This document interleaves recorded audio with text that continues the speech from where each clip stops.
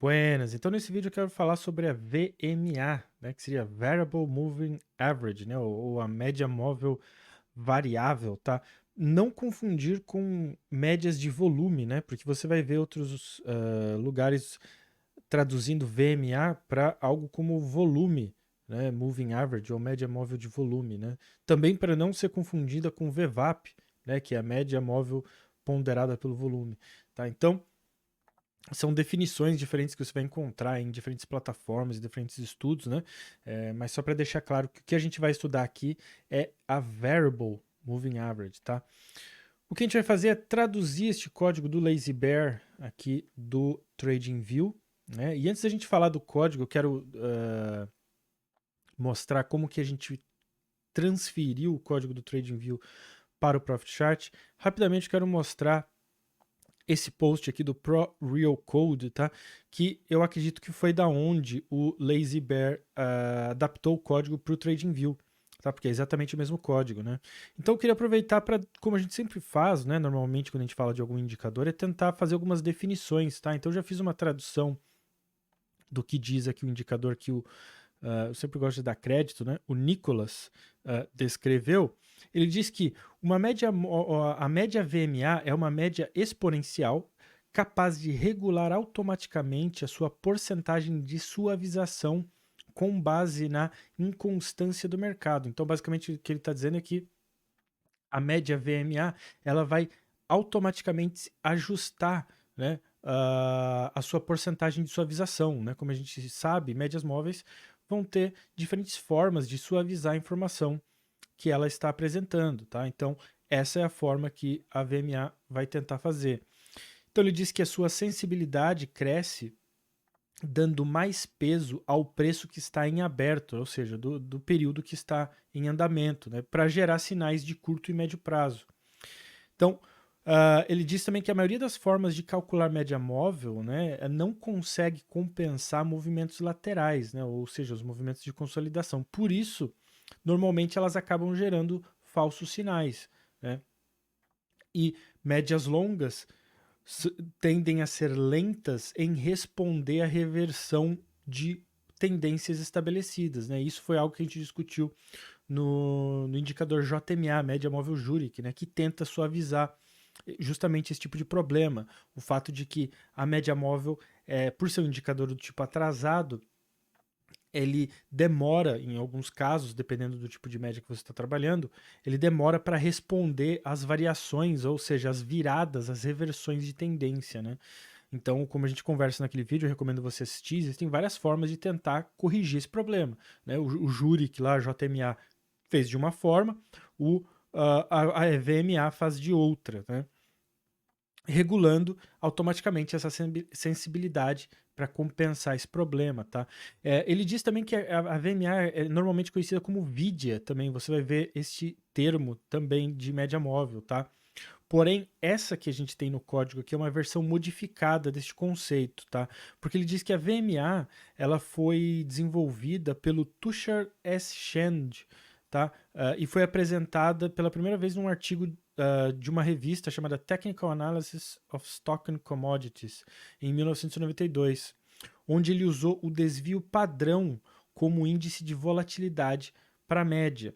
E em outubro de 95, esse mesmo autor, nessa mesma revista, publicou uma modificação dessa média VIDIA, né, usando um próprio indicador dele, que ele chama de CMO, né, Change Momentum Oscillator, como este índice de volatilidade, né, e foi a partir daí que essa VMA foi então estabelecida, tá? Então você vai notar que o código é muito parecido, né, apesar de ser uma plataforma diferente, tá, com o do TradingView que está aqui, né? Só que eu quero mostrar então como que a gente fez para traduzir algumas dessas linhas para que a gente conseguisse o resultado aí similar no Profit, tá? Então, se a gente começar aqui pelas primeiras execuções, né, a gente tem aqui declaração do compilador, tá? Isso aqui recomendo assistir aí. Eu tenho algumas aulas sobre TradingView, né? No próprio curso também eu explico o que são essas diretrizes de compilador, né? Aqui são parâmetros de entrada, como a gente tem no Profit, né? O que nos interessa aqui, de fato, agora são os cálculos, né? Aqui, então, por exemplo, ele tem uma variável, uma constante K, onde ele divide 1 pelo período, que foi o que a gente fez aqui, o período que é configurado pelo usuário, né? Ele tem duas variáveis aqui que usam uma função chamada max no TradingView, que a gente não tem nativamente no Profit. E o que ela faz é buscar quem é o maior entre dois valores. Então, no caso aqui, é a subtração do SRC menos o SRC anterior, tá? Que seria o caso aqui, no caso, o preço de fechamento, né? Ou o valor zero. Né? Então, ele pergunta quem é maior, para ver se é um valor positivo ou negativo. Tá? O que eu tive que fazer? Como a gente não tem essa função nativamente, eu tenho aqui a minha V1 e minha V2, onde eu armazeno esses cálculos de fechamento menos o fechamento anterior e fechamento anterior menos o fechamento, que são essas duas linhas de execução. Tá? E aqui eu faço esse teste, vamos dizer assim, né, da função max manualmente, onde eu digo, se o V1, né, que está aqui, for maior que zero, então armazena nessa variável PDM o próprio valor de V1. Se não, V1 é zero. E da mesma forma eu faço com V2. Se V2 for maior que zero, então MDM é V2, se não, V2 é zero, que é o que faz essa função. Né? Próximas execuções são reproduções aqui dos cálculos matemáticos, não tem muito segredo, tá? É simplesmente atribuindo aqui as mesmas fórmulas, tá?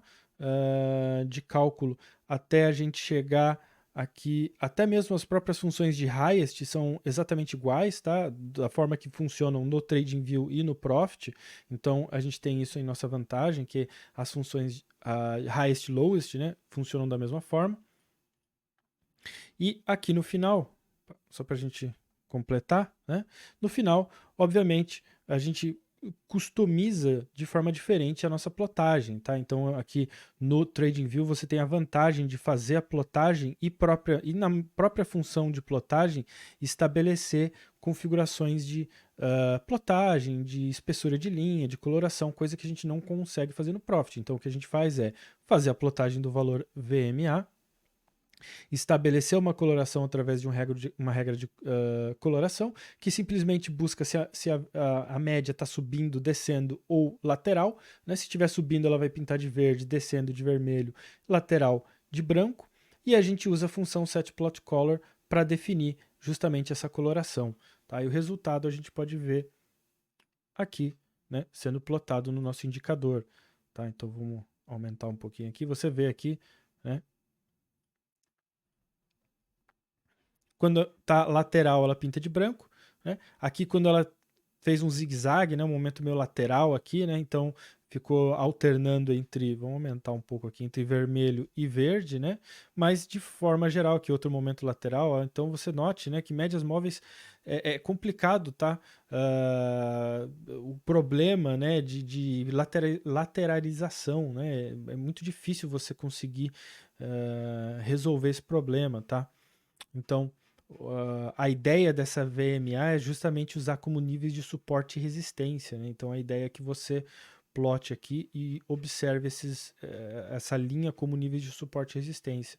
Uma observação que eu vou fazer, né, períodos muito longos, então por aqui 72, por exemplo, a gente pode ter problemas. Por quê? Porque note que o cálculo é complexo, tá? É um cálculo complexo. Então, períodos muito longos, inevitavelmente, vão causar um problema de processamento, tá? Então, não se espante se você vê a mensagem de lentidão, né? Este código está causando lentidão, ou, né, porque justamente a gente tem esse problema da complexidade, né, da fórmula natural do indicador, né, coisa que a gente não tem muito como escapar. É um processo aí, um problema, na verdade, né, de uma limitação, até melhor dizendo, da própria plataforma. Apesar de que até aqui no momento eu não recebi nenhuma mensagem, tá, mas não se espante se você receber. Então essa é a VMA adaptada aí do TradingView para o Profit, tá?